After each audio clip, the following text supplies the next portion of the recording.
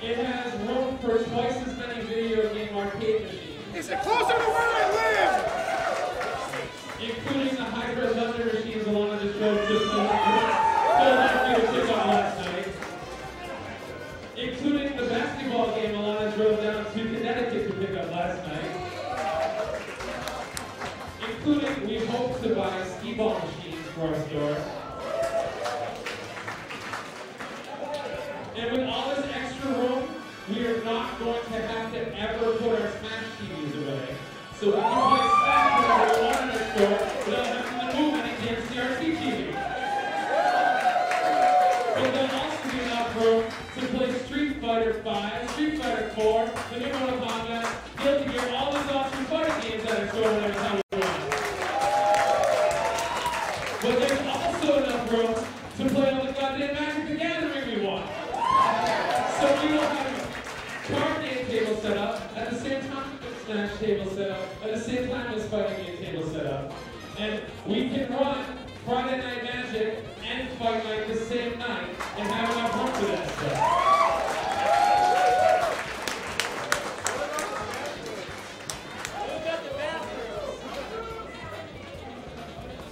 Alright, so the last big thing, everyone's like, where are you guys moving in? I want to tell you guys, we will be able to stay open as late as we do now. Maybe a little less time, but this is not an occasion where we're going to have to send you home at 8 o'clock for Fight Night or anything like that. We are moving to our brand new location in the Natick Mall. But it's not in the Natick Mall. Here, can you guys jump a little bit here? It is right in between California Pizza Kitchen and the Cheesecake Factory. Outside of the Natick Mall, where everyone trying to fly can see our sign. Yes! Yes! Yes! Yes! Yes! Yes! Yes! Yes! So every person that drives by is going to be like, what's the game Underground? And then you can kick their ass and Smash. That's just what's going to happen. So we're really excited about this. We will be moved in there by May 1st, so it is very soon. We hope to be doing some celebrations at our old store to make sure everybody has a good time, to say goodbye, get down there and have a, make sure you guys come up to Fight Night and Smash Night and Smash Grounds and Magic, because we have a really special place there, and it won't be the same. It's going to be much bigger, much better. It's going to be so freaking awesome. You guys have we have a giant stage with a huge screen and stuff. It's so cool. She said a giant screen. Alright. Anyways, so guys, we wouldn't be able to do this if it wasn't for all your support and coming out and we're able to get out of the basement, but we will still be underground as long as we have you guys with our family and all these guys over here. And thank you guys for allowing us to do something we love for a living. So.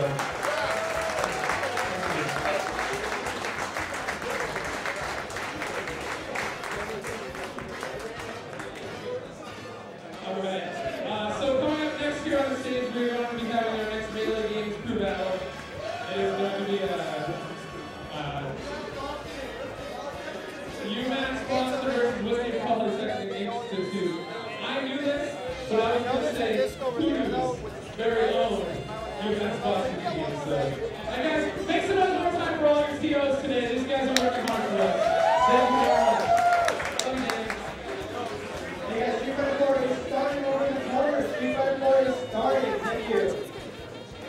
We're going to have Smash 4 top 6 on the screen and stage. Go. Yes. Yes.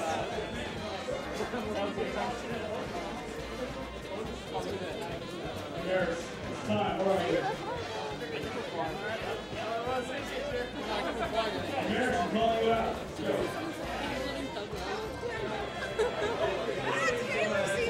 Back to Reno's. I have to go to a mall when I'm 16.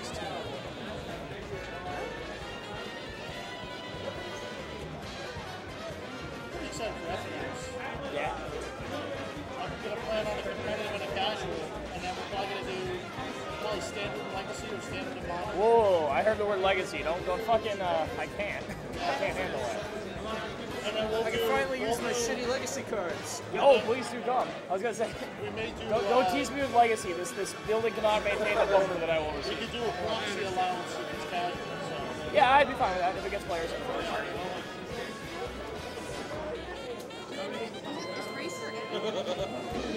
Yes. Pretty sure they are slightly different. No fun. I've been to the space, it's amazing. Space are fucking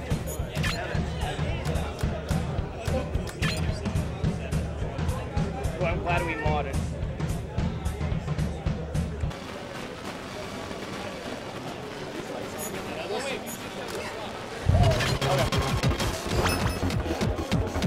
At least the venue won't be very hot. So good.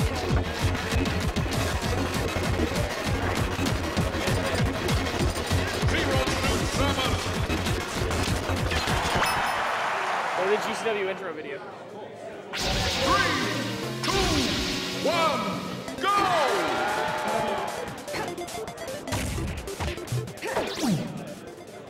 No fun.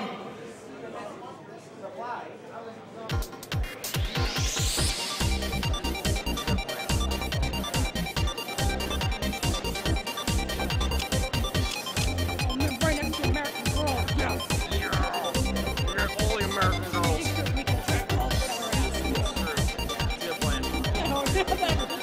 No, they're all inside Club Libby Lou.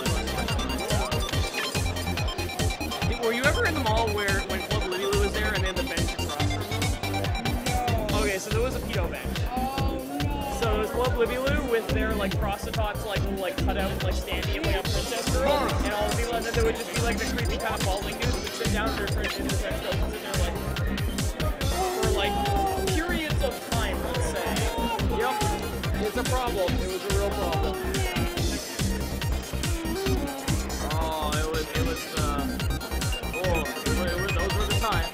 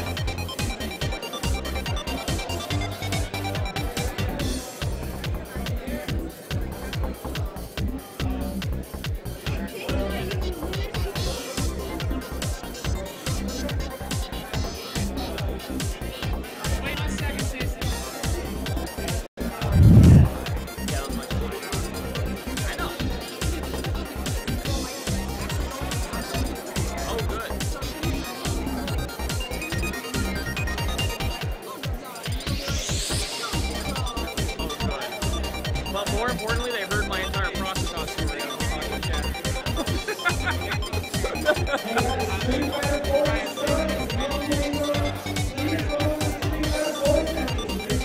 It's Melee Finals. Everyone have the good times watching the Smash Brothers.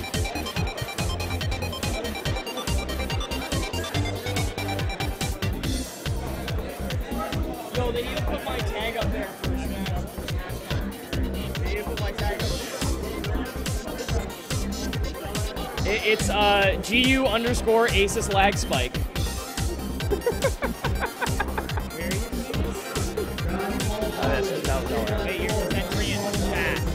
Yeah. It's all good. I just noticed the mic was live, that's all.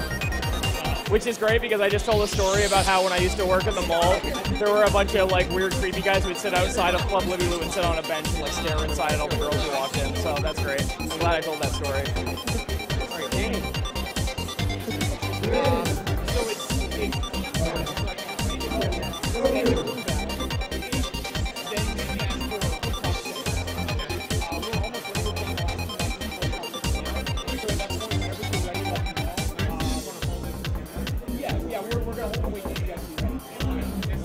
It's true. That's a very good comment by SpongeFreak. Now we can see all the creepy people at the mall because we'll be there. And they'll come in and use our arcade machines. It's going to be great. I'm excited. It's already changed. Oh, on the projector? Yeah, hang on. Okay, cool. Oh yeah, it's always got to put one. Yeah. Is there a way to switch what's on the projector?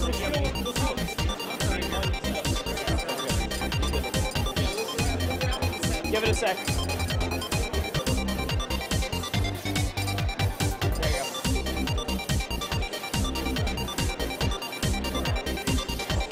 Actually, I wasn't even thinking of it. It's actually not a bad opportunity to do Q&A about like news world games. This is the delayed view. We're trying to see if things are happening properly. Oh, no, yeah, no, I know. I just want to make sure everything's okay because there's a delay. No, I was just saying, like, legit, if you guys want to stay on commentary, like, it's actually a really good opportunity for you guys to, like, respond to what people are saying about the new location shit and, like, do that in chat. If you want to get people who know what's going on. I could. Oh, I'm on. Here and then 3, 2, 1, go! I will sit on commentary and No talk. contest. That would work too. That works for me. I am great at talking. I do it regularly. That's part of my existence as a sentient human being. All right. Well, let's bring up the freebie again, because otherwise we're going to be watching the game like 3 seconds late. Oh yeah, right on. So. Okay. Great. So, Numerics versus AOI. As I said before, Numerics is a prominent Syracuse Samus player. AOI is a good melee player in the Massachusetts region, so he decided to go to Marth this game. This should be an interesting matchup. Both of these characters are pretty fast. They have a variety of disjoints with which to zone each other out. But what does happen? I'm not going to be adding much in terms of actual like commentary as far as the skills of these players go, but I will note flavor stuff. So I'm impressed by the Justin Bailey's costume used by the Samus player. That's pretty sweet. I know my video game trivia. I know what's up. Yeah, there's my Smash Thread. That is a skin included with PM 3.5. Oh, really cool. Yeah, that's an official Project M development team skin. I remember the moment I really kind of was like, okay, I'm super behind this Project M thing is when I saw they added a I'm gonna see what's the composer here. I totally forgot her name. But the last boss of Dark Souls, they had the skin that was Nassandra. Yeah, Nassandra. They had the Nassandra skin on there. And as an avid fan of the Soul series, I was like, okay, that's pretty rad. That's us. That's not Yeah, that's you guys. No, I love you guys too. And the other thing that really got me was when you when we did Guts 3 at the casino, and you guys had like a kind of poker table lift for the yeah. That was rad as hell. I was super on board with that. That was Joe that made that. Yep. Joe's in charge of he likes customizing stages. Nice. Seriously, like our local Smash community is so freaking good. And again, I'm not a Smash person at all. I don't know anything about the competitive scene. I'm pretty much a layman. But like as far as actually the people who put in the time and effort to make our scene like matter and be super like sweet at our store, I really appreciate all you guys. You're doing a great job. There you go. Endorsed by some guy you probably don't know. Okay, so Numerics is up 2 stocks right now. He's been doing a very good job of weaving around Marth and not letting the sword get in on him.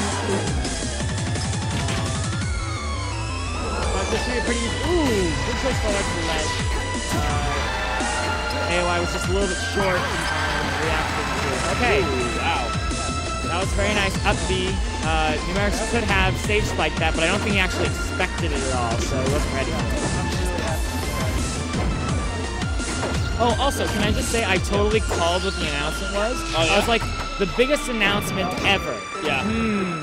Bigger than making the store. Right. So it's not like closing the store. Right. And since it does definitely affect everyone, it's got to be moving the store. Yeah, you were right on the money. So it's like, boom! No, we were very excited to announce this. It was hard to keep it under wraps because there were a number of people who knew by nature of the fact that they helped out. Yeah, sure. Like you have to. And and everyone keeping tight lipped about this was really impressive. I'm proud of everyone who actually managed to not say anything because it's tough, man. Did you actually know? I did know, yeah. Okay, you told me you didn't. Yeah. And I was like, I totally believe you that you don't know. Yeah. I would believe that. I get practice in lying every time I do our wrestling night. Every Monday night at the store, I got to play characters, so that's pretty fun. But yeah, no, I've been very excited. The new location, I think it's going to be really good, especially the arcade community, because we're going to have a whole bunch more arcade machines. We're going to have hopefully more mall traffic for people to walk in. So that's the hope. And the great news is, because of the size difference between the current location we have and the new one, we're going to have people being able to enjoy all the new stuff there, like all the random people who just have to walk in and find out what we're about, and without disrupting stuff like Smashing Grounds or Fight Night or Magic Nights or whatever, because we have this huge space where it's like, okay, you can totally just ignore all the people who aren't dealing with your scene and just play your stuff while you're there. Has there been any consideration about being sort of like a Dave & Buster's? Something offering food or drinks? That's I don't know. Like, that's complicated. I don't know that that's necessarily something we're planning on, but I would say that's something we're not necessarily against. If people remember, GU used to sell candy. We still do soda, obviously, but we used to have candy and kind of like food like that. And way back when, Game Universe had an ice cream machine. Ice cream machine? It was an ice cream machine where you could buy ice cream sandwiches and stuff. And unfortunately, there were some logistical issues with the ice cream machine that I won't say anything more than flies to the people who were involved with dealing with that problem. But at a new location where we're not in a basement, it's possible that we'll be able to do that kind of stuff. I think it'd be pretty sweet, rather. I gotta tell you, man, I think it's gonna be really cool. I would love if we can do more stuff. There's definitely gonna be some different things we're gonna be able to do. Like, one of the things we've talked about is like kind of like redemption games and stuff like that. So hopefully we're gonna have arcade machines where we'll have not just kind of the niche stuff we have currently, which is awesome. We have a great community for it, but we're gonna hopefully have stuff that'll get, like, you know, random people walking in to find out about the store, and then maybe from that they'll learn about Magic or Smash or anything else and become part of the community. Because at the core, Game Underground is always about a community project. It's always about, like, hey guys, here's a place where you can come and do the stuff that you love to do. So the more people we're able to get involved with that and who can come in and kind of be like, here's an experience I didn't know I was capable of having, and succeed at that, I think that would be a good thing for everyone involved. And again, I'm not much of a Smash expert, but I've just noticed that AOI has switched over to playing Foxier in this game. Yeah, I think that's a much better choice. Fox can also keep up with Zero Suit in terms of speed. In fact, it's even faster. His moves are all quick too. So hopefully, AOI will be able to get around the zoning disjoint that Zero Suit's moves have and get in on it. I'm also going to give AOI 3 Johns here because he's obviously an employee of the store, and if he doesn't perform well at all, it's clearly just because he's too hyped about the new location to concentrate on that. That's all that's going on here, guys. So there is that. That's free. Okay, so that would have been a very easy reflector, but he chose not to take it. Maybe he just didn't react in time, I'm not really sure.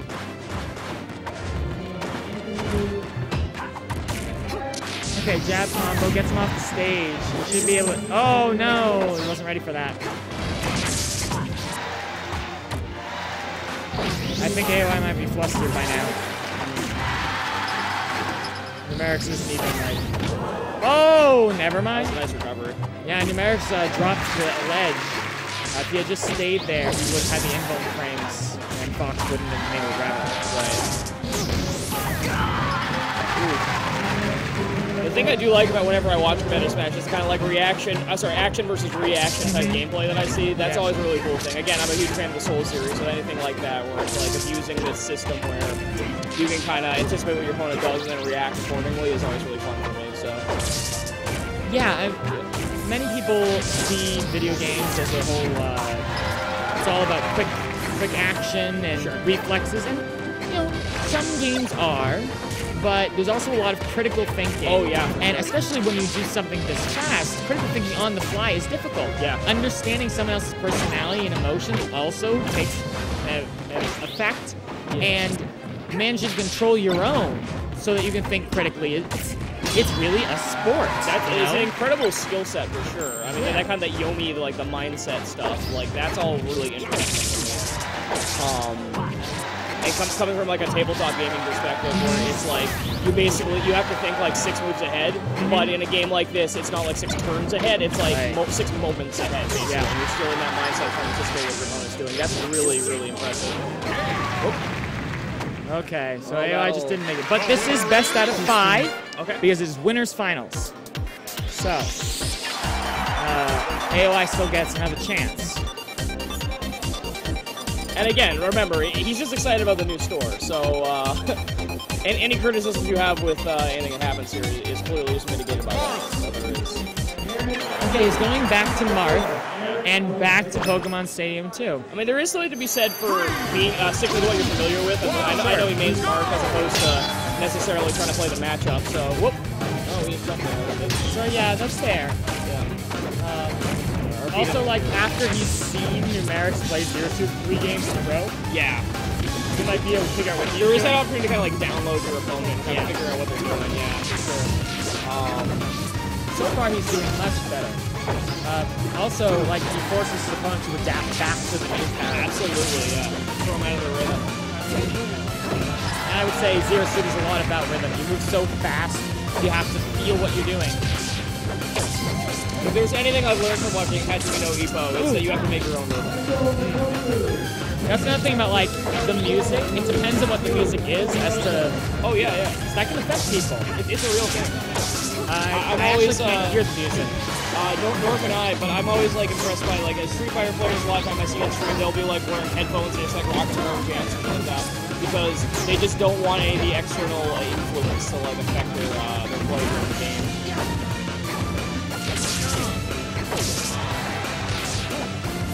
We can always scroll back.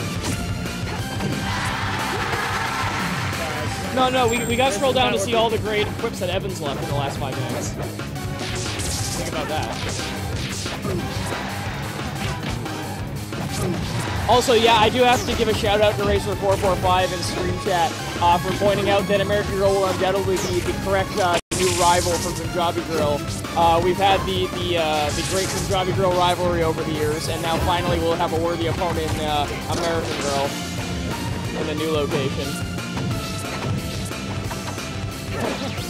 Okay. American Girl is true final boss. Punjabi Girl was just the,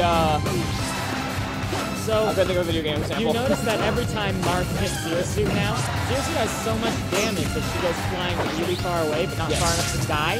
This is a problem that Marth has often, where, like, anywhere from, like, 100% to 200% is very difficult to get a kill. Oh, okay. Oh, someone was supposed to be there. And again, I'm not a huge Snatch expert, but I do get the idea that Marth is the more finesse character. But Jason, aka AOI, doing a good job at leveling the playing field there if they're both down 2 stocks now. But yeah, no, that is the impression I get is that he's more of a finesse character than like a striker or whatever. This is winner's finals. Yeah, okay, sorry. This is winner's finals. The reason there's someone on the stream who doesn't know what they're talking about is because we just made a big announcement and I decided to knock it up for my seat and let someone who knows what we're doing sit down. So, otherwise you'd probably be getting better commentary. My apologies. That's alright, sorry. I could be talking about that. I think also talk to you. I think you're doing a great job, actually, of informing me while also keeping it interesting for people watching. That was a great side B to back air from Zero Suit. That's a pretty standard combo. And here we have that situation you were talking about where he's got the 100% damage there, but he's not able to actually put her away. Right. At lower percent, he can hit her with a soft move. And Marth has this special mechanic where if it's exactly with the tip of his sword, it's got much better knockback. So what he can normally do is purposely not hit with the tip of his sword, which will keep them in range to purposely hit with the tip of his sword. Oh, wow. That's pretty cool. Yeah. So that's how he can kill people really early. Like, he can kill people like 60%. Or, you know, late, we can just hit them with the blade and be fine.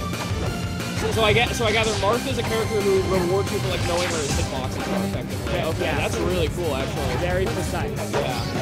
He's also very quick. Sure. Wow, like, you know, at this point, even if he gets the stock off on her, like, she's inflicted so much damage that, like, another virtual round, so to speak, is probably going to be tough. Ooh. Well, don't call it a comeback, but he does have a chance here, but man, 140 damage right off the bat, that's pretty rough.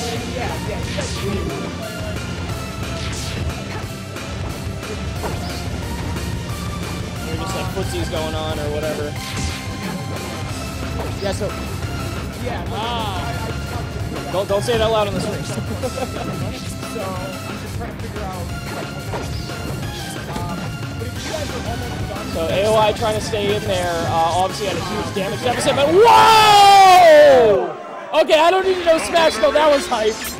Wow! Hang on, I'm watching this. I'm wait for it to get there because I don't see it. Yeah, catch up, watch that shit, look at this. Sorry, PG stream, whatever. I still got to wait until they get down to that spot. You're gonna have a reaction similar to what I just had, I think. Look at, oh, here it comes.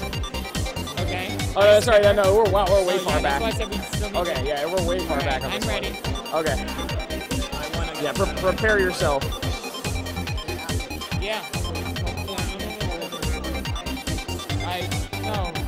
I mean, that's the kind of moment you want at a winner's finals, right? That kind of like incredible hypeness. Because holy cow, I barely am aware of how this game functions, and I was impressed by that. Hopefully we'll get there in a second while they're just picking stages on the... Okay. Okay. Okay, and there it is. Ooh. That's pretty sweet. That was great. Yeah, and again, we have a delayed stream here for people who are just listening to our voices, corresponding with them picking stages, not understanding what's going on. No, right on. It's streaming is complicated a little bit. Right, it is and it isn't. This is now game 4. Yeah. Oh, it's best of 5. Yeah, best of 5. We're on round 4 here. Or 3, right? Third game just played. So now it's 4. Well, yeah, this is 4. This is still going into 4. Yeah, we had the first Marth game, the one with Fox, and now then the third Marth game. This is number 4. Okay. Ooh. Marth's got 1 win. Zero does 2. Yeah. But he's doing a great job right now, pressuring these in a very short stage in comparison to PlayStation 2. Yeah. I was looking for, I was looking at the Amplify, so wow, that's an early lead. And AOI has yet to take any damage actually in this match, it would appear. So this is an incredibly aggressive start. The platform occasionally comes by and allows you to interrupt being comboed by teching on the platform. So that's what Numerics did there. Oh, okay. And it didn't really matter in the end. AOI just got right back to doing combos. The OBS? Yeah. Just Jamie was looking at chat. So this way you can see what's going on. Yeah, he was scrolling through it. Yeah. As soon as he would switch back when he was done. Never assume that. never assume someone will do the thing that makes sense. Okay, so a good trade for Numerics, but he's still at high percent. Yeah. Any hit will pretty much get him killed. I would imagine you'd have to take advantage of the fact that it's hard to finish with Marth here now, like you were saying earlier. Get some 3%. Yeah. Seems to be doing just that right now. Ooh, good option to leap over him with that. Oh, wow. Okay, just goes right for that forward smash. Gets Much more aggressive start for AOI in this game, it seems like. I think he's got his confidence back. Uh-oh. And, I hope he doesn't mind me saying on stream, but I do know that the nerves issue is a thing that exists for him. Where these kind of big games are definitely like very high stress, understandably so. But like it's nice to see now he seems to be getting back in his groove somewhat. Because he obviously is a good player, and being able to perform as very nice by Numerics. Being able to perform that level, obviously at this point, no term will be good. Yeah, I think a lot of players, not so much necessarily nerves, but there's times where they're playing very well. They're on their game, they're thinking fast, they're reacting properly, their muscles are working well. Nerves and might be the wrong times where you just aren't, you know? And you can see in high-level play when people aren't on their game. And any competitive game, whether it's Smash or anything else, like there is that mental fatigue also from playing through this many rounds and finally getting to the point where you're at, where there's just all this stuff is on the line. And even if nerves aren't a factor, it's just like this emotional and mental duress that that was pretty good. You've been experiencing, where it's hard to function at peak efficiency because basically you spent your fuel. Yeah. But not apparently an issue for AOI. is doing a great job here. He's not overcommitting. He's not being too cautious. He's doing it just right. He keeps dashing out and back in just enough to avoid what Numerics throws out, but still be in range to punish after. And that's difficult. Numerics, Zero Suit's moves don't have that much ammo. So he's doing great. And would you say that's a result of knowing the matchup necessarily, or just really strong play in this game? Both. Both, huh? That's a good answer. It's strong play. Yeah. yes. Matchup specific, sure. But I'm coming at this from like the only game I'm remotely competitive at is Magic, so I'm trying to put it into terms I can understand. So yeah. Because this is impressive. For sure. Wow, and that's it. That was a great, just nice win for the hard read. You had no percent, you could have afforded to do it. Marth's forward smash covers a lot of space, and that was all the space that Seriously had to be in. Got him. Very impressive. As for Magic, so you know how there's decks where you just do your strat, and your strat is so efficient that you win outright, you know? And then if you go up against a deck in a tournament that your deck, you can't do your thing, you will outright lose. Yes. Because you have no fallback strategy. Whereas a more generic deck that has some an ebb and flow to it, you know? That's also that sideboard for it. But anyway. Well, that's fair. But yeah, no, I understand what you're saying. If you have some ebb and flow to it, then when you come up against a deck that somewhat counters your deck, you still have options. You know, you can try and say, I know what type of deck this is. I will purposely not play my best spell first, so this gets counterspelled instead. Or whatever, for example. I will purposely not play my best creature, so this one gets Doombladed, etc. That's similar here, where you know what options they have. And because it's very fast-paced, are they going to throw out this option right now, or are they going to fake it and come back later? I know they can. They know I know they can. What's going to happen? So like that, right there. That was cool. So when Marth is sitting on the ledge, Zero Suit can still tether to it, but she has to hop off of it. And she can't do anything else while she's hopping off of it. So Marth can just jump up and hit her. And punish when she's in those stunless animations. So what Numerics did there was he jumped up and didn't go onto the stage. He fell back and went back to the ledge a second time. Hoping for the fake out. But AOI read that fake out and waited for the second one. And he isn't allowed to do it a third time. That's pretty impressive, So that was pretty awesome.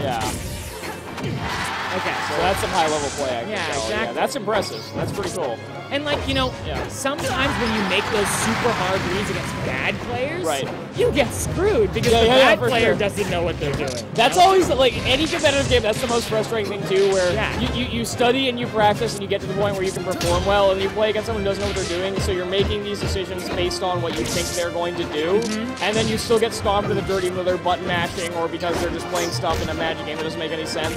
Because you're just like, no, but you clearly, you had mana open for Doomblade. That's just so why would you do this? suboptimal. Why? Why would you do this? And then, it feels bad.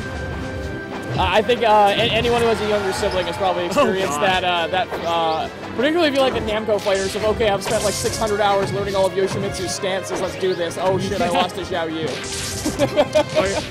or you play like Soul Calibur Yoshimitsu and just have someone who just jumps on the pogo stick. Oh no, it's the worst.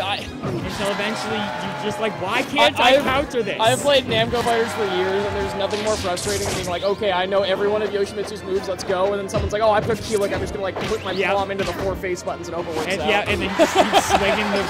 It just says that you you cannot predict where those nunchucks are gonna go. It's actually impossible. Screw Maxi. Maxi is just but that's the point. Exactly. Him and Xianghua are very much about canceling their moves. And delaying moves. So that you predicting that the move's gonna happen and you do the counter attack. It's at the wrong time. And then they punish you swiftly. So playing Maxi or Xianghua against total noobs usually sucks because some of the moves force the delay. And then you're just like... And then you're basically standing there, with your dick in your hands, like hoping that you don't end up getting like, This is totally PG, guys. I was gonna say, I apologize. This is normally a PG stream. I'm a couple drinks in, and it's been a very long weekend. I haven't drunk anything yet. Oh man, you are missing out. They have a beer here that's aged in bourbon barrels, and it's fantastic. I don't like beer though. No, I'm more of a hard liquor person. Fair enough. So that sounds weird saying I'm a hard liquor person. No, I mean, you're not wrong though. I'll definitely, given the choice, normally I would go for a whiskey over a beer, but it's also more expensive if you're at a bar than if you're like buying a bottle for yourself. So if I'm talking at home, I'm like cracking open Johnny Walker. But if I'm here, I'm not spending, You know what, to be fair to this bar, I actually don't know what they're charging for hard liquor, but I would imagine it's probably bar prices. I don't know, they've been giving out juice for free. That's true, actually. And shout out to all people working the bar. They've been very nice all weekend. I will say that a friend of mine picked up an amaretto mixed with a scotch of some sort. I don't know which one, unfortunately. I'm sorry for all the scotch fans out there who would be dying to know, but it was excellent. Oh, that was a wonderful delay. Yeah. Okay, so both of them are capable of recovering from really, really low. Sure. So usually what Numerics will do is he'll jump early so he ends up near the ledge. Sure. And so AOI went into that space. Oh, that was unfortunate. That's a terrible way to end the set. Oh, wow. Well, that's all right. This was winners, so that just puts AOI into losers. Right. Yeah. This is 3 matches. So he still has another shot. So we may get a grudge match again later. Okay. Wow. Okay, that was unfortunate. It looked like he was starting to mount the momentum to kind of come back and started to take over the match. And then, yeah, that's unfortunate. Yes, I think, or 3-1 maybe. That was 3-2, right? You were doing great. You were doing great. Like, not Well, the I was last getting game, 3-0'd, but and then the other games were amazing. I just fucked up every game. Hey, it's a winner. Another shot. I know, but there's also $80 for that loss. Okay, that sucks. Wait, Yeah. why? Okay, again, come Okay, again. so first place gets 240. Second place gets 11. What?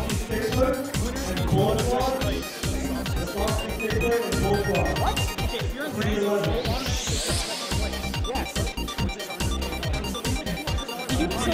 But you can still get first. Oh, okay. I know, but you said you automatically lost 80. You didn't lose $80. Okay. Here's where my understanding of Magic does come into play. Don't tilt. Stop tilting. You got this. Good player. Play like it. God damn it. Nothing is more frustrating than seeing talented people not use their talents because they're upset. Okay, so we currently have Cables versus Soul playing off stream, and that is our only match available. So hopefully they will finish in a minute or two, and we can get something on the stream. Yeah, absolutely. In the meanwhile, if we have like a few minutes to kill, if people in chat want to ask any questions on the new location, obviously that's what I was kind of here for. I think people kind of petered down from doing that, but if there is any, if there are rather any questions, I'm happy to talk about them. Oh yeah, I can kind of move over here. Yep. Over everything. If people don't know, by the way, my name's Ryan. I'm the assistant manager of the store, but I'm also just kind of hanging out here because I like talking a lot, so there's that. But yeah, if anyone has any questions in stream, happy to comment about it. If anyone is familiar with our wrestling night, you probably seen me yelling like an idiot on our stream there. So, and if anyone was here for Guts 3 and watched the wrestling portion of that, you certainly saw me after quite a bit of vodka yelling about our undefeated for over a year champion losing to a guy from New York in the finals of that event. That was pretty fun. Now you say you're in here.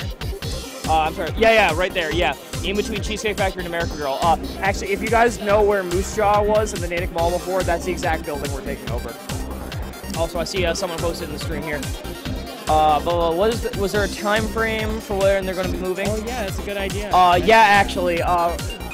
We're moving in early May is when the store's going to be opening, but the actual moving process is probably going to be taking place basically for the next month, effectively. We have PAX East coming up this weekend, which, by the way, if you're going to PAX East, please do check out Game Underground's booth at PAX East. Oh, you have a booth? Yeah, we have a booth. It's Were you there last year? We're there every single year. PAX East is actually one. I'm not going to say one of. It's the most important con for us every year, and we like to do well at that one. So if you're at PAX East, please check us out. PAX East is really big.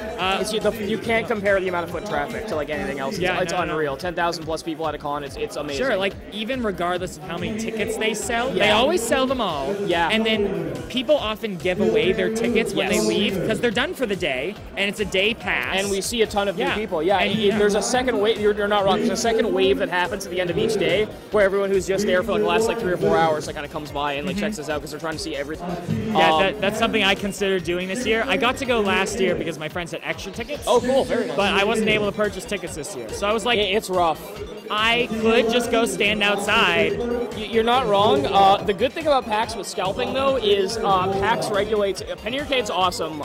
Whatever your opinion is, they do a great job with their cons. And one of the things they care about the people going. Really, they do. And one of the things they do is they regulate so that people scalping their well, it's not even scalping really. People selling their tickets keep them at the rates that they would sell if they were normal tickets. Right. And if you find someone scalping and you let them know, they'll take care of it for you. And those will either be sold at the correct rate or they won't be sold. So yeah, it's even though it's technically too late to get a ticket, if you can get a ticket, you should be able to get it at the normal price still in theory. Yeah. And yeah, PAX is awesome. Those guys run an amazing con. Shout out to the enforcers who are like the most hardworking people I've ever seen today. I work for a video game store. I work at a lot of conventions over the course of the year. Those guys are the hardest working people at cons I've ever goddamn seen in my life. They're incredible. But yeah, as far as us go, basically the week after PAX, we're going to be starting to unload stuff and pack stuff in and get it going to the new place. I don't know if there's going to be specifically a time period for us like closing the store and moving to the new location. As far as I know, the store is going to be open for pretty much the entirety of the time we're moving. I'm sure Jamie can clarify that on the Facebook page later if that's wrong. But you could ask him. He's right behind us. I could. He's doing stuff. At any rate, I'm sure Jamie will get on stage speech later. Here's the thing. If I say anything and then Jamie says something different, just go with what Jamie says or anyone else for that matter. I'm just going off what I know. But yeah, like I said, I'm sure that we will be looking for people to help us out with the move and stuff like that. So if you are available in that time period and you want to help out, just contact the store on either Facebook or if you know Jamie or any of us, like get in touch with us. I'm sure we could appreciate, like, just like, if nothing else, people who can physically move like CRTs and shit like that we need to like move to a new place because I gotta be honest with you guys, that stuff's heavy. So, yeah. And any kind of manual labor that can be volunteered is appreciated, and also just moral support's appreciated. Like, do you have any idea when you're moving? Like a month from now? Oh no, it'll be in the next month. Yeah, for sure. Okay. The store opens in May, like the first week of May, I believe. So pretty much all of April is going to be an ongoing process of us trying to get from where we are now to there. I don't specifically know when we have the ability to put stuff into the new store, but like once that happens, that's when we're going to be starting to move stuff behind the scenes, and then like again, I'm sure there'll be a big move out day like towards the end of it as well. I'll say this, and this is going to sound like a cheap plug, but for real, if you like the Facebook page, I'm sure we'll post an announcement there about when we need help with that stuff. So if that is something you're interested in, I'm sure that we'll be putting out the word about doing that. And we appreciate all the help we can get. This place has always subsisted on word of mouth and just people being willing to help out. Like, hell, the Smashing Grounds that's been such a huge success for us is basically completely kind of this grassroots thing of everyone just working their ass off and making it work as a community. And that's the kind of attitude that gets us through most of the stuff we do that ends up being successful. So if you want to help out with any of that stuff, that's appreciated. Let me see if anyone else is... Hey, I'm not drunk, I'm buzzed. There's a distinct difference. I'm just noticing the chat comments here. These rosy cheeks are mostly because, I was going to say it's because I'm adorable, but actually it's because I've been drinking, so there's that. But I'm sober enough to know what I'm talking about, at least. Natick Mall, yep. Not really much in the way of comments after the initial Spudge Freak one. But yeah, no, seriously, guys. Thank you guys so much for supporting us over the last 5 or so years that we've been a store. It was literally today that someone pointed out that Game Underground's actually been open longer than Game Universe was, which was kind of a surreal moment for me to realize that that's how long we've managed to be this entity for all you guys in this community hub, and that's really cool.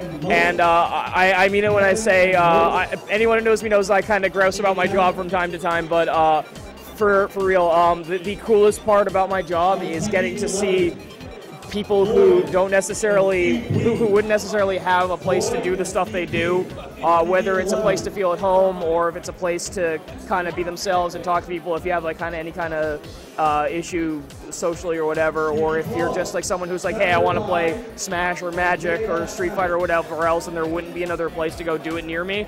The coolest thing is seeing people being able to come to the store and feel like themselves and do the stuff they love doing. So thank you all for the number of years I've had of having that be a privilege. That's been really, really cool for me. And no amount of grousing about minor points of my job can take that away. That's like seriously one of the coolest things on the planet. So I feel very privileged to have been given this opportunity in my life. Thank you guys, sincerely. Just you over here, eh? Hey, it's Will. Level 1 official judge for Magic the Gathering, Will Zoo here. Hey, how's it going? I just gave your last name out on the internet. You've been doxxed. Cool. You've been doxxed. I'm sorry. Yeah. So, yeah, I was just pouring my heart out rather on stream. How's it going? Yeah, it's going well, really. Yeah, pretty good. You just got here. It's pretty good. Yeah. I did plug your amaretto and Scotch combination. It's but called maybe the Godfather. It is called the Godfather. Godmother is amaretto and vodka. Do you know what kind of Scotch went into that? Because I wasn't able to answer that for people earlier. It doesn't really matter because you're mixing it up anyways. I guess that's probably true. I mean, I just picked Jameson because it was... Jameson, sure. It was like the one of those default like cheap stuff. Yeah, I wanted to plug it just because I know I didn't see anyone specifically posting, but I know people who care about scotches care about the label of scotch they get. Like, obviously, you know, you're not going to compare like a Glenfiddich to like something you're going to buy like at a bottom shelf of a liquor store. I mean, but when it comes to scotch, it's like Highland and Lowland. I kind of like that. I believe it's a Highland just because of the woody taste, I guess. Yeah, sure. Although I kind of stopped drinking scotch after I got like way too much sugar-free scotch one time. Yeah, I don't really know the toilets of the Mandalay Bay. There is no such thing as too much free scotch. I think you're mistaken. Instead of hanging around in the top floor, on the top floor of the Mandalay Bay, with my friend DJ and stuff like that, I was just hugging the toilet all night. That's unfortunate. Well, you know what? I'll say. Okay, I apologize for everyone who's about to hear me say this, but hey, Taylor. I'll say this for scotch. At least it tastes about as good coming up as it does going down, right? I don't remember. And again, for anyone waiting for Smash content from people who know what they're talking about, we're getting to the point where we're going to be able to have a match on stream. We had winners finals, and the games that were being played that would allow us to move on from that were already happening while we were doing winners finals. So the second we have a match we can put on stream, that'll go on stream. We're just kind of killing the time right here and talking about the new store location. And in case you missed the announcement, we're moving the store. We're going to be at the Natick Mall. We're going to be in a location between Cheesecake Factory and American Girl. We're very excited about this. That's going to be happening early May. I'm sure any further exact details will be posted on the Facebook page for Game Underground. But the short term is we're all very excited about this, and we think it's going to be a really huge step forward for the store. You know, I'm looking forward to when we move to the Natick Mall. Yeah. A lot more food options. What options? A lot more food options. Yeah, you're not wrong. Hey, I can get Cheese Boy for work like every day. That's fantastic. I'm personally more a big fan of the Sarku because it's Sarku Japan. Sarku Japan is awesome. I'm a big fan of like all the trashy food stuff. So, I mean, I could definitely afford to eating a very nice steak every day, but for some reason I much prefer like the real cheap greasy crap. Their orange chicken was really good. Can you hold this thing? Yeah. I gotta say, one of the most endearing things I can say about that place is for years, Sarku Japan, when I was working at Lego, the woman who was, I presume, a manager of some sort there, was working, and I would go there for lunch almost every day that I worked, and every single time I would try to tip them. I would try to leave like a 5 or like a few ones or whatever I had in my pocket to kind of tip them because they work very hard. And she would not allow me to tip her. So I got into this situation where I had to consistently find ways to hide the money that I would tip her and then like run away before she noticed. And at one point, the last time I remember at any rate, I had hid it under the under another person's tray, and then I told her to look under the tray. And so she looked, and she found like a $5 bill there. And rather than taking it, I was already about like probably 5 or 6 feet away, like almost like a couple yards. And she balled up the 5 and threw it at me and refused to take it as a tip. Hard-working people, and yeah, it's just incredible. I love anyone who works their ass off for a living and you know feels any kind of you know how to find it for it. Oh, what are we looking for? I switched to this, so while you were talking. It's called Scene. So you can switch back to I don't know which one it is. SG Commentator. Yeah, sure. I'll figure it out. Yeah. I can click around. Okay, so Limit Force, mall stuff closes at 9. Yes, that's correct. But however, because we have an entrance to the outside that does not go through the mall, we are able to open up late. It's true, yeah. So worth noting, even though we are at the mall, as Will was saying, it's its own location. So we have our own entrances and exits, which is the important thing about keeping our own hours. So if you're one of those communities who you plan on being there late, like a Smashing Grounds or a Fight Night, or hell, even Magic goes late sometimes. You know, like you're one of those people who just can't wake up before noon. Or, yeah, well, which is me, for sure. Any day I'm not working. Myself also. I didn't wake up before noon this entire weekend. So I would not be awake now if I had the option, but yeah, no, it's going to be a situation where we can actually leave the store, we can leave the store open. So if you need to stay late, if it's an event still going on or a tournament's going late, or if you're hanging out for like arcade day or whatever, we have access to our own entrances and exits. So that's not going to be something that's impacted by the move. That was something that we looked at very carefully because we considered a lot of options of when we were figuring a new place out. And we didn't want to be screwing over any of the communities that had that. I'm sure Smash could handle like a 1 or 2 hours earlier start time.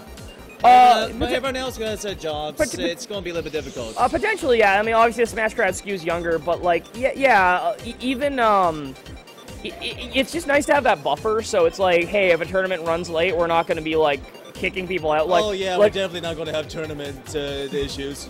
Well, you and I both play Magic. You judge Magic. Actually, you're a little higher on the totem pole than I am as a Magic player. But just thinking about like running like a GPT or like a PPTQ and being like, okay, guys, I know you paid like $50 to play in this thing, which has like Pro Tour ramifications, but it's 9, so fuck off and leave the store. Like that's kind of bad. Yeah, so we're not gonna. In that instance, we'd have to open like.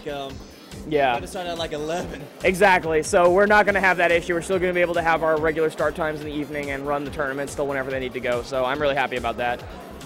And yeah, thanks to everyone who's saying positive stuff in the chat. We really appreciate that. I know I'm not the most energetic potentially right now, but like I'm coming off quite a few nights of no sleep.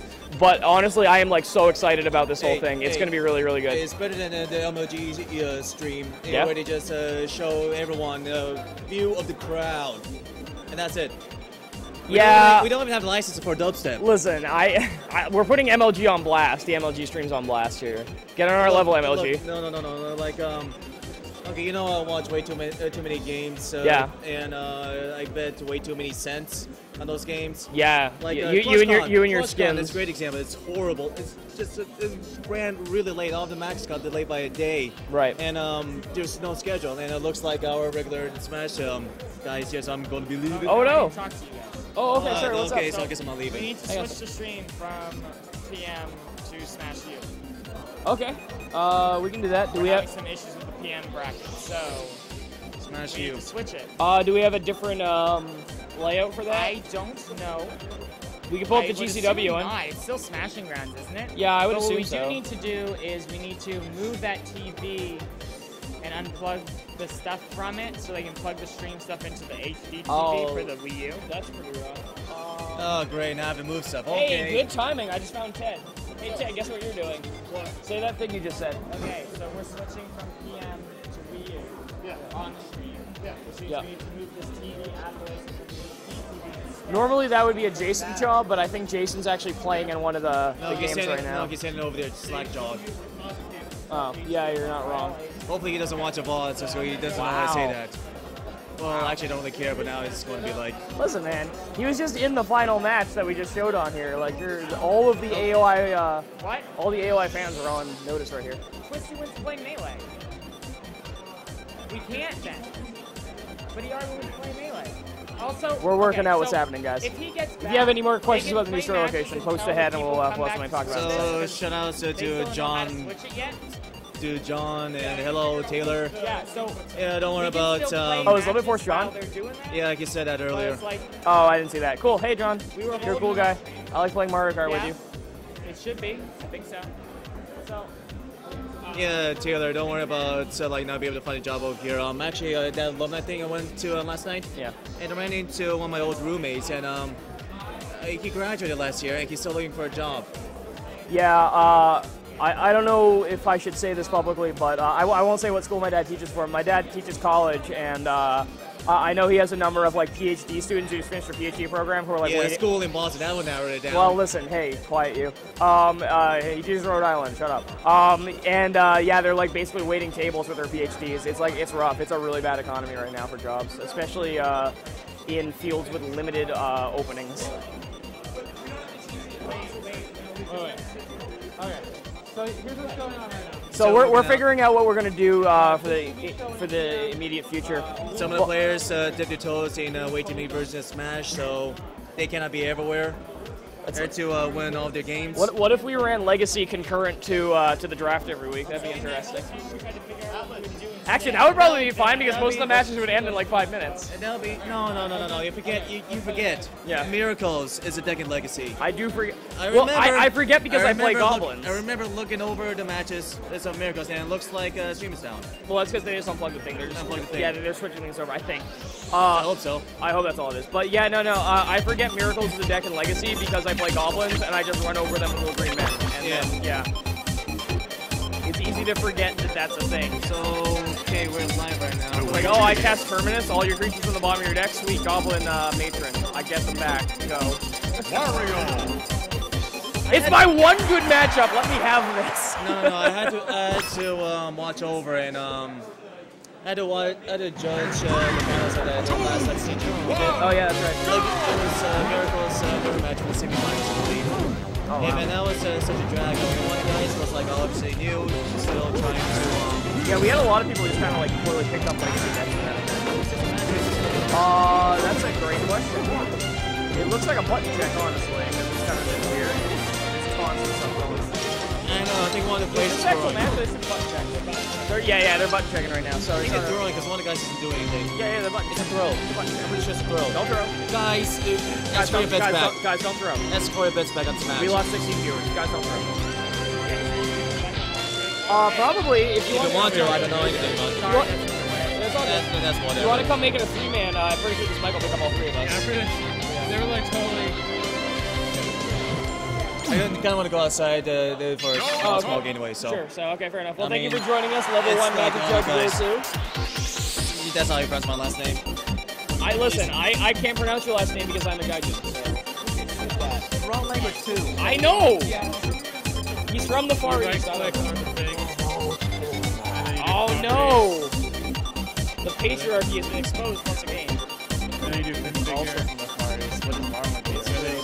Component to HDMI? Listen, I don't know nothing about no Far East. Okay, so this is losers finals. K-Will's on Luigi versus Twisty on Wario. Oh, okay. So I don't think I've ever had to see these two play against each other or ever seen this matchup at all.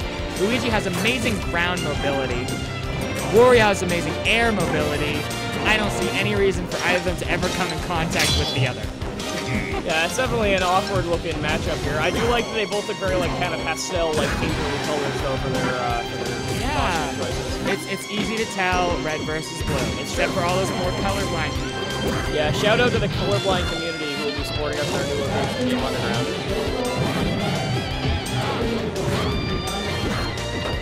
So, my understanding of the playstyle of each of these characters is that Luigi does kind of like crazy bullshit, and that Wario does kind of like crazy bullshit.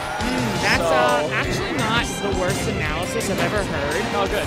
At least it wasn't wrong. Well, I'm glad. I'm glad that I got that right. Anyway, so in Project M and in Melee, the ability to air dodge in a direction allows you to air dodge into the ground. Oh, okay. And that returns you back to your ground stance, but keeps the momentum.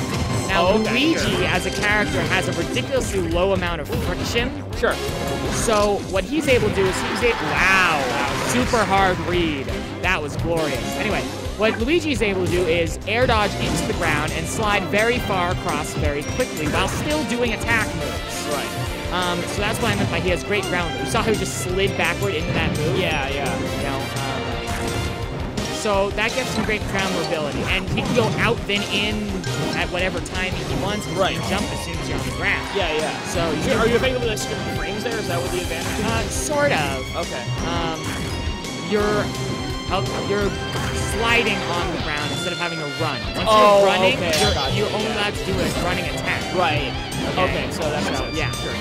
Now Wario, his physics, the way he falls and jumps. Whoa! That was great. That was impressive. He knew he was going to do the down meanie of the ledge, and he went for the dunk. That was great, especially because that dunk is very risky. You notice how Wario slams his body down? Yes, I did. If Luigi dodges or right, whatever, Wario goes shoo and dies. Yeah, that was it was a good ball. Oh, that was also ballsy. Yeah. Yeah, anyway. Balls of steel, but unfortunately misplaced there. What Wario likes to do is weave back and forth with very precise spacing in the air using his odd air mobility. And that way he can, always be just out of range of you and then just barely get in range. Ooh, great edge hog. That was nice. Oh, but he should have gone for the dunk again there. Guess he didn't want to risk it such a low percent. So instead he gets a nice, safe back air edge guard. Still got a kill. Good play by Twisty. So, correct me if I'm wrong, but it sounds like Wario's kind of almost like a physical zoning character almost? Sure, yeah. Okay, interesting. he weaves in and out, so he's zoning with his body. Yeah, that's very right. different from fighting games from Algebra. That's cool though. So what I'm thinking is like Wario's disadvantage here, I think, because Luigi, you can't space very close to Luigi. Right. Luigi will be very far away and then suddenly very close, right. And everywhere in between, you don't know when where. So Wario has a problem with that. However, what he can do still is whenever Luigi does get in the air, Wario can demolish him. Right. So that's how I think this is going to be so far. The last stalker. That is one thing that I find really interesting. Ooh, great block! And that'll do it. So that's one of the things I find really interesting with Smash. Is it does seem like it's a game unlike most players actually incentivizes you to be in the air compared to what. Yeah, so in the air, generally, this is consistent throughout Smash games, is that all of your new options once you're in the air require more commitment. Sure. They aren't necessarily worse. They aren't necessarily like they all have more end lag or something. Right. No, it's just that they require more commitment. Sure. So some of the moves last a very long time. Some of the moves start really, really quick and end really, really quick. So they don't have much commitment, but they don't really do much. Okay. So there are exceptions to every rule.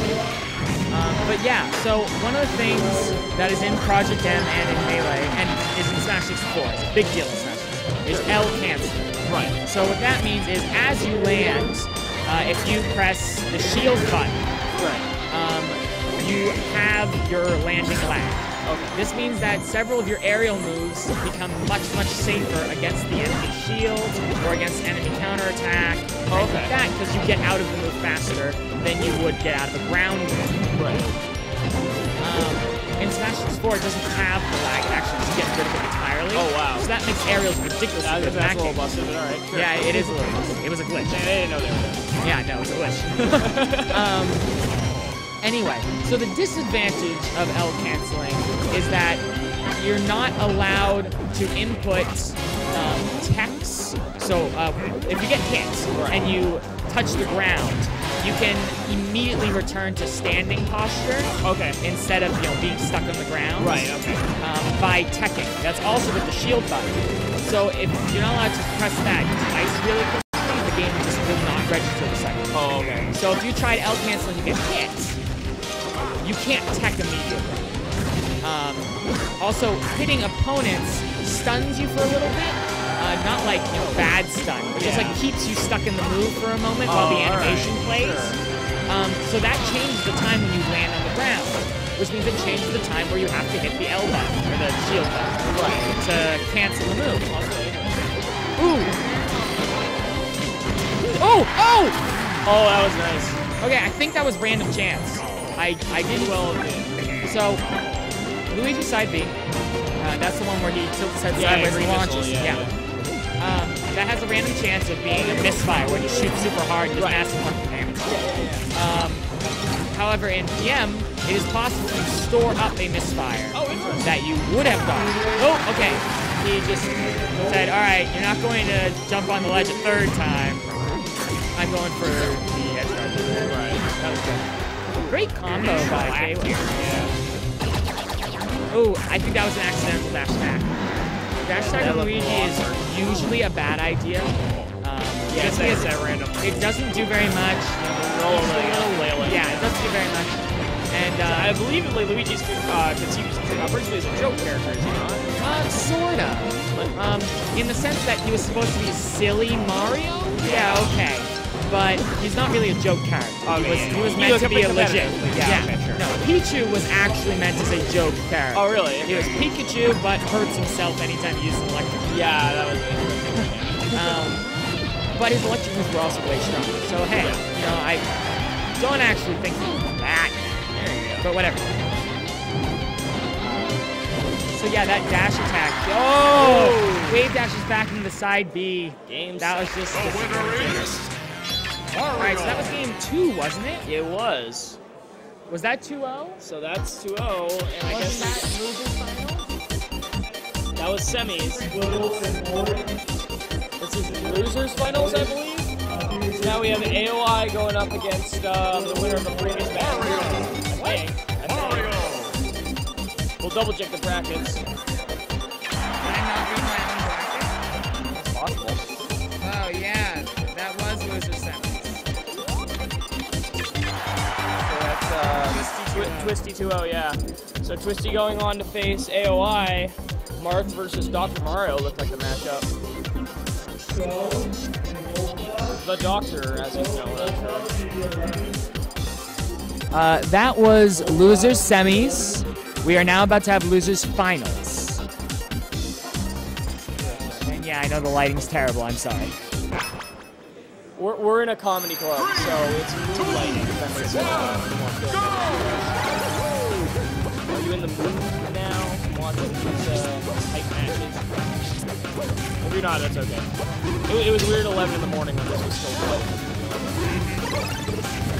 So Twisty's choosing on Mario instead of Wario.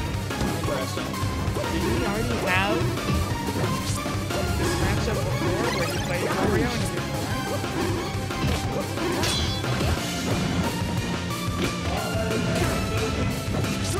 I wonder if it's a matchup with the player then.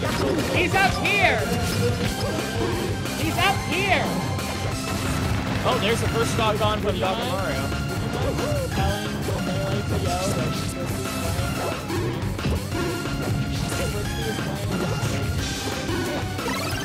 sorry. Still right in the face. There goes Dr. Mario's second stock. Wow. Getting drenched in this one.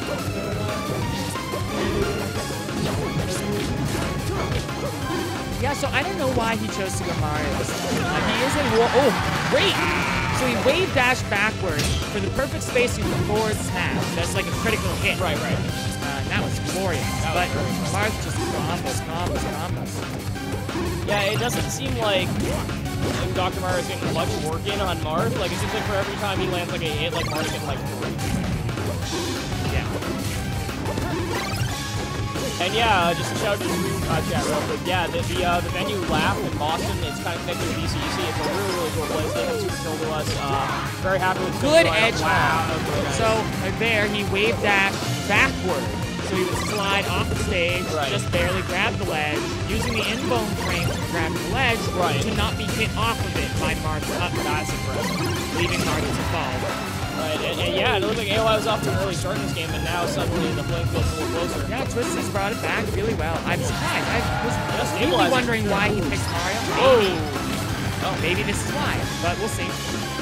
Marth's already at 70%. All Mario needs is one good, solid game. Mario's hit nice strong. But yeah, no, the venue's been really chill to us. I hope we're not going to be able to work with them. They need more outlets. Yeah, no, you're not wrong. And also, we wouldn't hurt if we brought more extension cords. I was out very late last night digging up as many extension cords and extension power. No worries. As many power bricks as I could to get this tournament up and running. No more for me, but yeah, I had a pretty late night. But yeah, no, it's a cool venue, and this match has been really sweet. Twisty doing a really good job stabilizing here.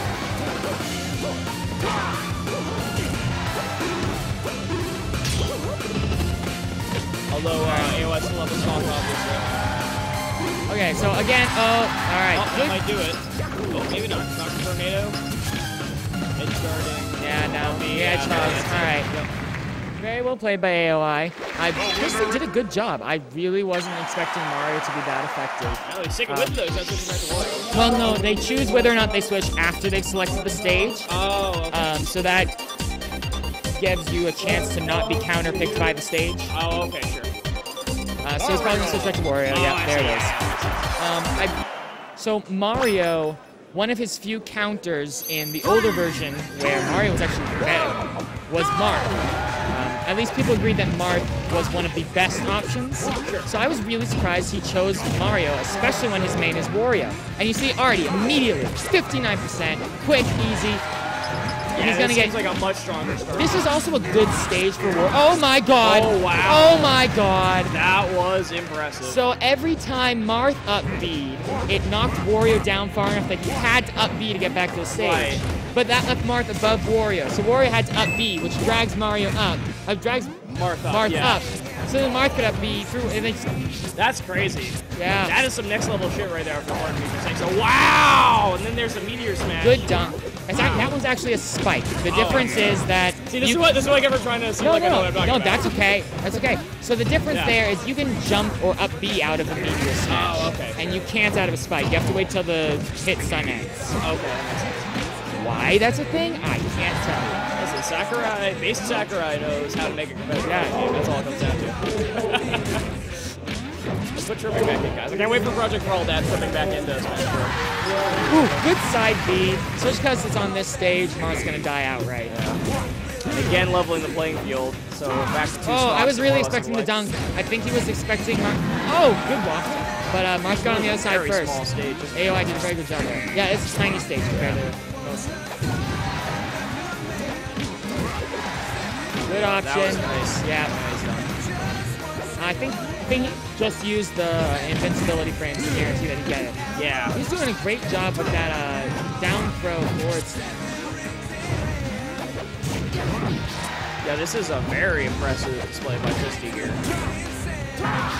Ooh. Okay, Yeah, so and not taking anything away the from AOI. reverse up B knocks you horizontally instead of vertically. So AOI turned it around. Oh, that's gonna do it. All right, well, basic edge hop. I was gonna say, yeah, academic looking match there. I mean, you gotta be able to do the basics. Yeah. So, all right. I would expect that Marth would want to go somewhere with a few platforms. Dreamland. Oh, but he's switching. Oh. So what did they pick? I don't know. Pokemon Stadium. All right. Interesting. Okay. 3, 2, 1. Switching to the feather. This is losers finals, right? No, losers semis. So, correct me if I'm right. Is this best 3 out of 3? Sorry, best 2 out of 3 or still best 3 out of 5? This is losers finals, best 3 out of 5. Okay. So AOI is not committed to Falco for the rest of the match. No, right.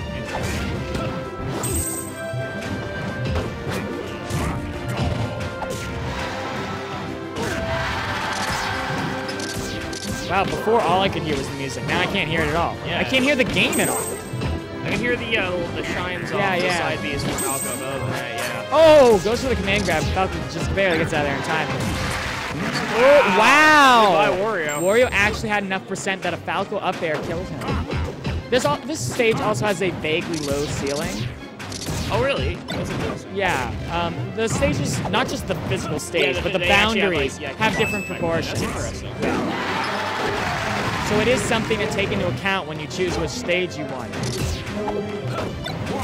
And again, to clarify for people asking in chat, this is the losers finals currently. It's AOI versus Twister. Ooh, that was great. So, oh, well, it's too late now to bother explaining. Ooh. I do appreciate you trying to educate me here, though. I find this stuff very interesting. That's okay. Not everyone that's watching will necessarily know either, and if you do know, you don't really need my commentary, do you? Sure, I suppose that's true. But so also thank you for all the people who are like dedicated Smash fans who are sticking through me not knowing what I'm doing here, and Alice for being nice enough to enlighten me. Because, yeah. So right there, Wario killed Falco with his charge up forward throw. Right. That's unique in this game. He just holds down A when he's throwing him. Watches it. But it gives you all the time to DI it, so. Oh, nice.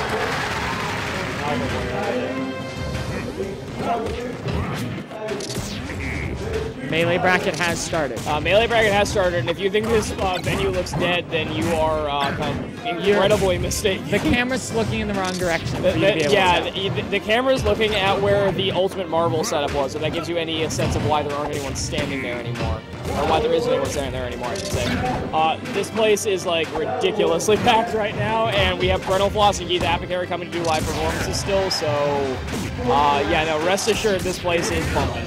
Ooh! I would have expected him to go for the ledge, and I think AOI did too. But instead, he decides up B straight through AOI. That was great. 3 damage. Drop back on the... Ooh! Just barely gets there before... Oh! Oh, he did. What's going on there? He thought he would fall faster, not get knocked as high or something. Right. Or maybe he tried to jump before he went off the ledge and screwed it up. Sorry. The free damage off the projectiles from all the space characters seem like insane. It's been nerfed. I still think, you know, it's good. It's not bad at all. Right. More importantly for Falco, though, is the fact that he keeps stunning you. And so that allows him to do whatever he wants. Fox has a laser as well. That one just builds up damage. Right, yeah. But that essentially means that if he wants to run away, he can. And he's the fastest character in the game. No, there's Sonic. That'll do it. And there's Captain Falcon. So he can afford to run away and shoot lasers, and you have to try him. Oh, interesting. They want to go to the stage again, same characters. And now we got 2 wins for AOI and 1 for Twisty, if I'm not mistaken. They're paying attention, I forgot. Oh, okay, fair enough. So this could well be the final match here if AOI has managed to get another win with Falco. Ooh, wow, what was that? I've never seen Falco Shine launch someone down. Yeah, that was different. AOI doing great shielding of all those counterattacks by Warrior. Oh, it was an incredibly aggressive and very effective start for AOI there. He was looking to claw his way back into the finals. So what's that? Can they hear us? They should be able to hear us. Whatever. Yeah, every time I talk, the mic is responding, and I had to respond earlier, so I hope that they can hear us. If you can't hear us, say we can't hear you in chat, and then we'll know. That's not helpful. Listen, they didn't hear you say that. This is the only solution I have, so it better work. You could type in chat. That's true. No, they should be able to hear us. I can see the mic activating. Yeah, I don't know. There is also somewhat of a delay, although not that much. Yeah, no. Great forward smash. You can hear Ryan being adorable. Oh, thank you. I appreciate that. Thank you, Barkeeps. I definitely don't think I know PM. Rest assured that I certainly do not know PM. I am talking over PM, which is kind of like knowing it without actually having any insight. Ooh, wow, good read on that one. I did not expect Falco to go up at all, and Twisty still side Bs and jumps into it. To answer the question in the stream chat, we will definitely be doing some amount of Melee on stream. I don't know how much. I will say this for almost everything we're doing here. At the very least, you'll see finals. We'll probably do more than that, but I know that at least finals will be streamed for sure, yes. Okay, so what AOI just tried to do there, well, it worked out in the end anyway, is he tried to drop down off the ledge, spike Wario, and then jump back up. But Twisty knew he could do that, so he fell extra far beneath the ledge to where it was no longer safe for Falco to do that. Oh, okay. Then jumped up and got back on the stage. Yeah, the amount of positioning and stuff like that matters in this game is really super interesting. Again, I'm no fighting game aficionado, but I do play them. Oh, that's gonna do. Oh, wow, that was close there. That was an admirable effort there. I'm no fighting game aficionado, but I've played enough fighters. That was great. Pretty cool in this game. Yeah, that was a really impressive Lucius Finals. That was really good. One more, you got this. I am on. There you go. Listen, man. Brain Gretzky said you miss 100% of the shots you don't take. I'm mildly biased here. I'm definitely rooting for my coworker on this one. I'm not gonna lie, but yeah, no. So now we have winners finals. It's AOI in a revenge match here against Numerics. That's correct. And if AOI wants to take home the pod, he's gonna have to win twice here, right?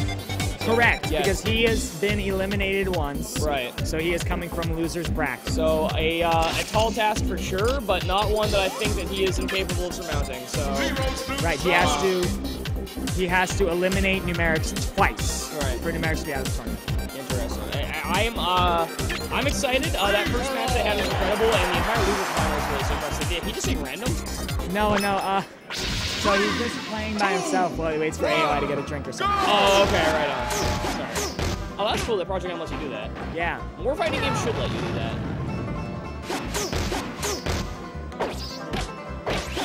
Oh, look how useful this would be. I mean, I guess you could do that in training mode, but still, it's like, yeah, that's cool.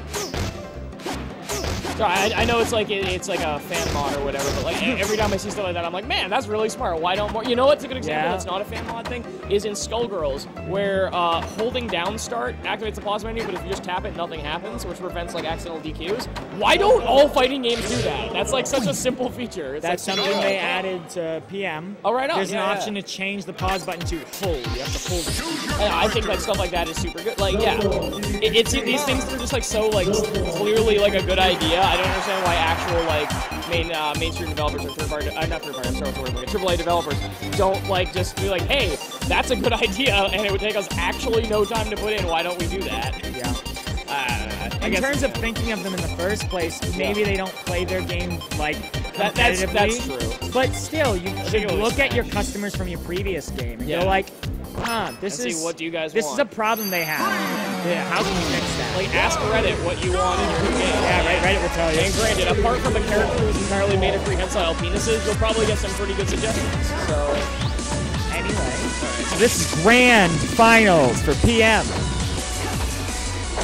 Numerics versus AOI, and we are going with the Zero Suit Marth matchup again. yeah.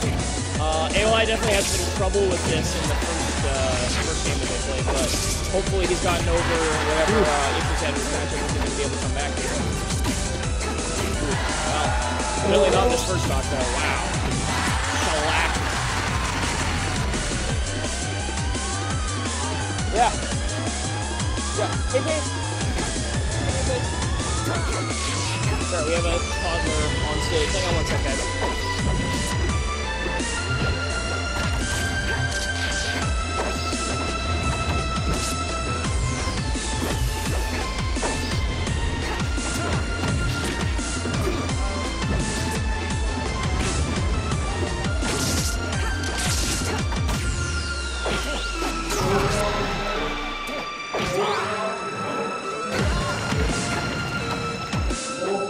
You dropped the show.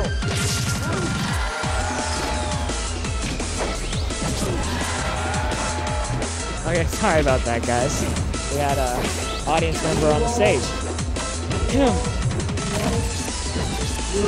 Anyway, so this looks similar to the first match of the winners final set. But AOI has gotten stock without losing his third, so he's doing all right.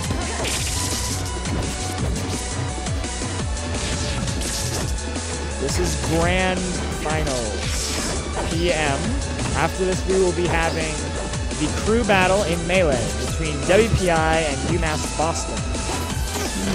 Following that, we will be putting on top 6 in Smash U. And I believe then we might get to Melee. I'm not exactly sure what's after that. Oh, right. Anyway, so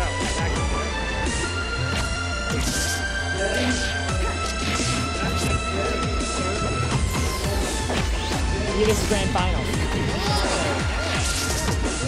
Yeah. Yeah, he still has a chance. I think he's nervous. I gave him a bunch of words of advice. Because I've played professional competitive games. Anything professional competitive, there is a connection there. Yeah, so those things in common. I told him they have to understand that his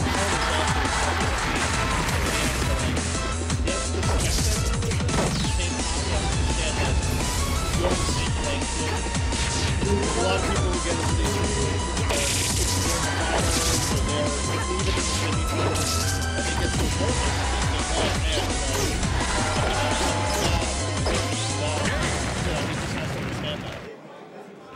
The winner is Zero Suit Samus. That was game 1. That was game 1. Yes, AOI is in loser's bracket, so he still has to win 2 sets to take this tournament. Oh, sure. But he already lost once to the other player in winners finals. We might see a character switch from AOI. He does play multiple melee characters. And yes, he is switching to Falco. He's been doing that multiple times. It mixes up his opponents. They think, oh, now he has a different strategy, different options. I have to adapt.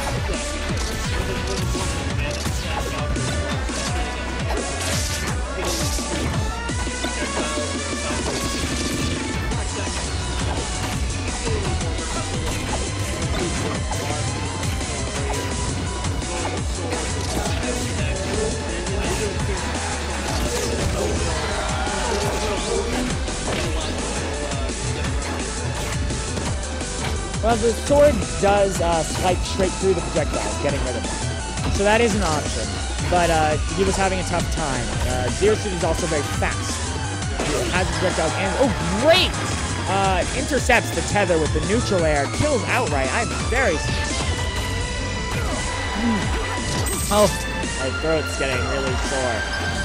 Been shouting all day. Alright, Falco's short fire fox, bird, sorry. Can't make it back to the ledge. That's sad, but it's alright. His neutral game will make up for it. With these lasers, pillar combos.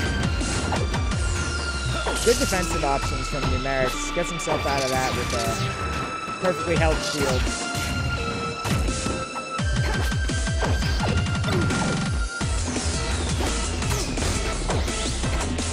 The edge-cancelled falling drop kicks are allowing Numerics some additional mobility options that AOI has to respect, even if he doesn't get hit by them, and that gives him some space.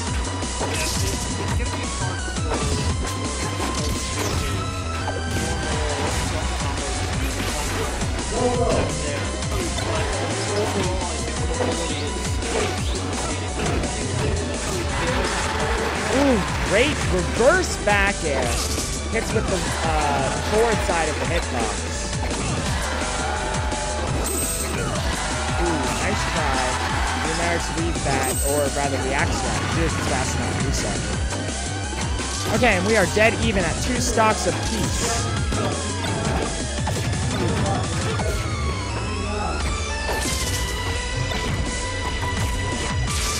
Ooh, good jab combo into Paralyzer. Down tilts, keeping him in the air.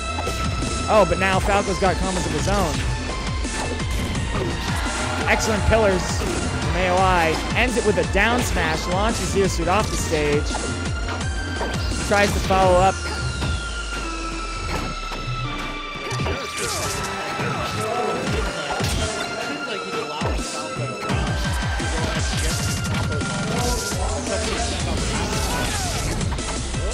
Oh!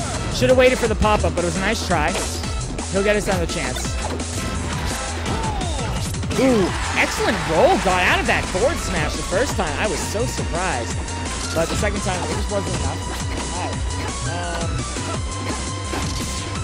People are concerned about sound for...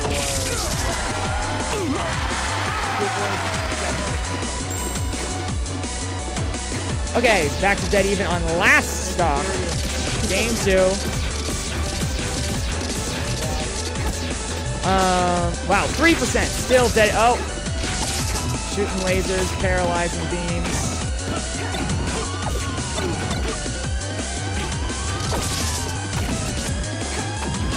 Ooh, good weight. Instead of attacking immediately when Falco was stuck on the platform, which would have allowed Falco to get up with invuln frames through the attack, he delayed his attack until afterward, but before he could act. And that's that. The winner is...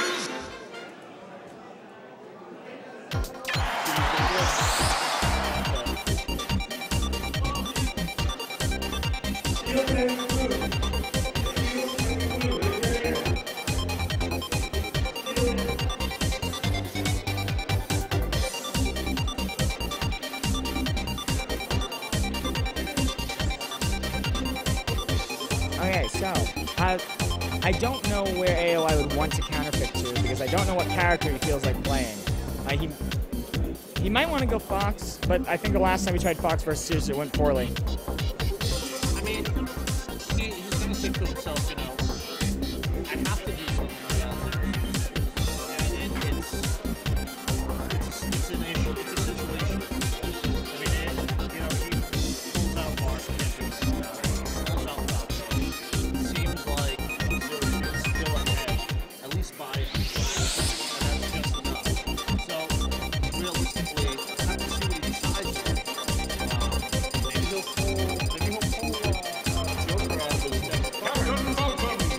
you choose Captain Falcon? I think that's a very good idea here. He's tried doing the careful, fast zoning character, Marth. Couldn't get through the speed. He's tried doing a strong projectile, combo-heavy character. Couldn't get through, again, the speed, dodging things. But this one, Captain Falcon moves so fast, moves all over the place, strong hits, great combos. Whoever hits first just gets so much out of it, and they both have the ability to dodge the other, so at least he has a shot at equalizing the field.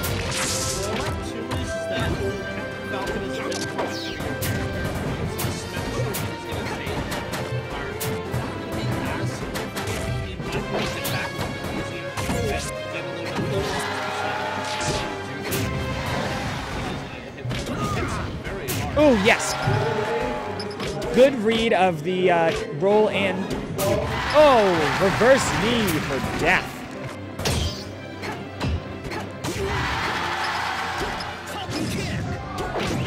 And here's the problem with Captain Falcon. His recovery is extremely linear. He doesn't really have many options. It's very easy to just say, you're off the stage, you're not getting back on. But yeah, it is difficult to get him off the stage. He moves so fast and hits so hard, you can't afford to just trade with him. Okay, so that was an instance of rolling through the attack, the follow-up attack. So that was good on Numerics. Oh.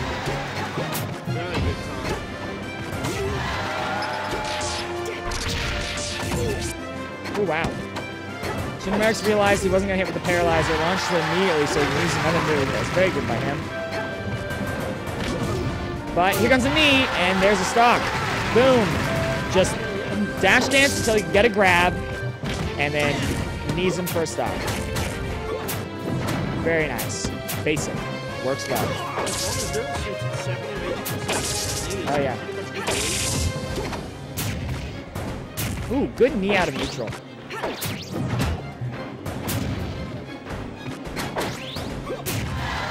Okay, good stop. Launched it in the air. Reverse knee. If that was the normal knee, it would have been a kill. All right. So there, Numerics was trying to mix up his recovery so that AOI would jump up at the wrong time, but AOI knew he was going to do it. That's the timing that he chose to do it last time. It's a pattern now. Ooh, good use of the down B to get a third jump so he wouldn't get punished. Notice the lack of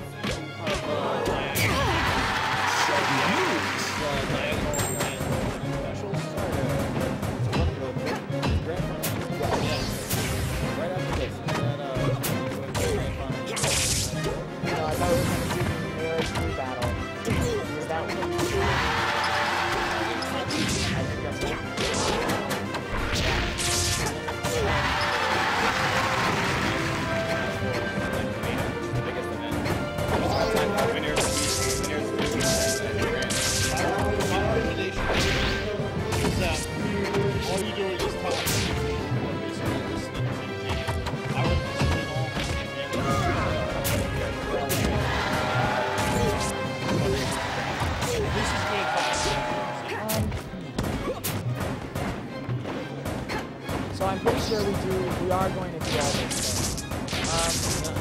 Is there some reason why the Wii U Grand Finals can't be after? My only concern is the time control.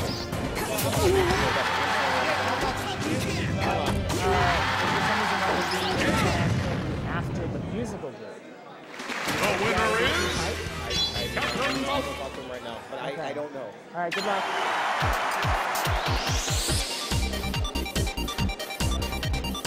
What happened?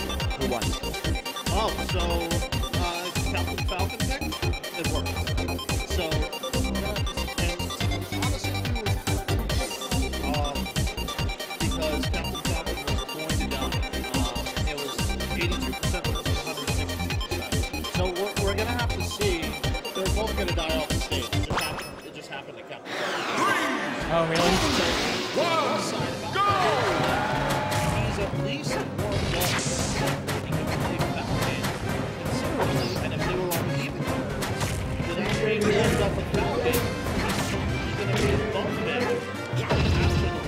Maybe. Alternatively, Numerics could have adapted to comboing Falcon, playing neutral properly against Falcon. So wow, okay. I think that was an accident.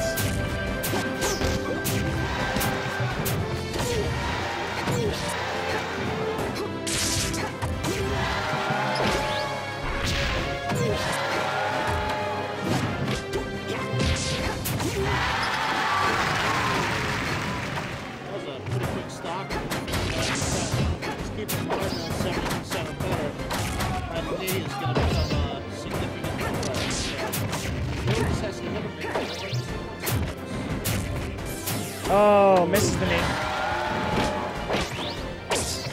Oh, wow.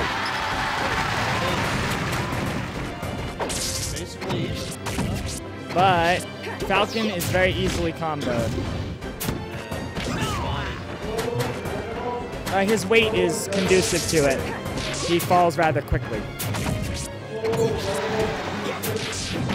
Ooh, wow. I'm very surprised that grabbed before the Rapture just hit him. He's going to get his head back in the game. One good combo. Go ahead and pick it up. There we go. Very nice. Bicycle kick sending him backwards so he can get a knee. Oh, just barely doesn't get that one.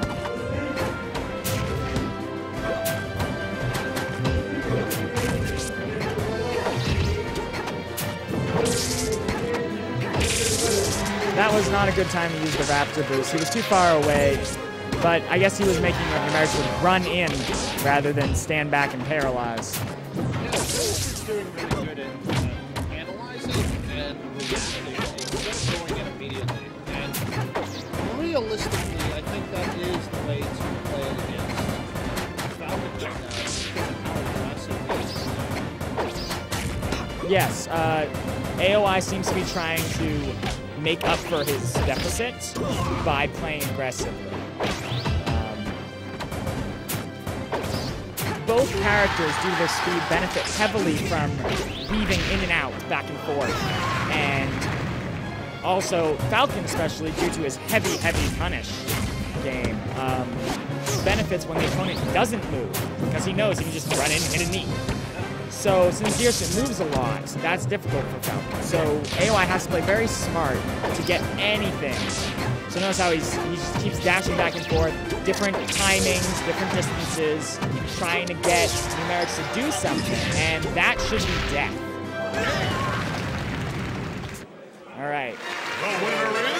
That was Grand Finals. Numerics takes the PM tournament.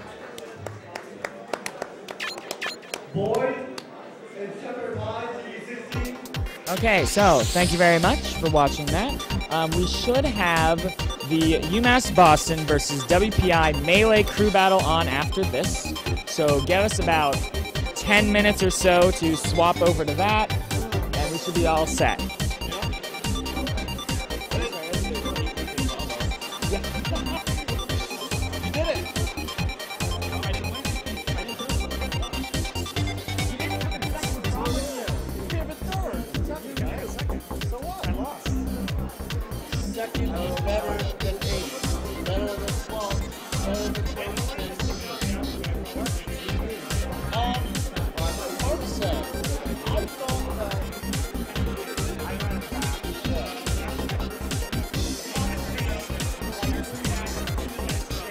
Yeah. I mean, feasibly, yeah, respect for AOI playing Falcon and PM. I mean, people had mad respect for what you did. I mean, I think that you were doing really well. I don't think there was any downside to what you were doing. It's just that he was just really putting it to you. Yeah, I mean, yeah, it was what it was, you know? So...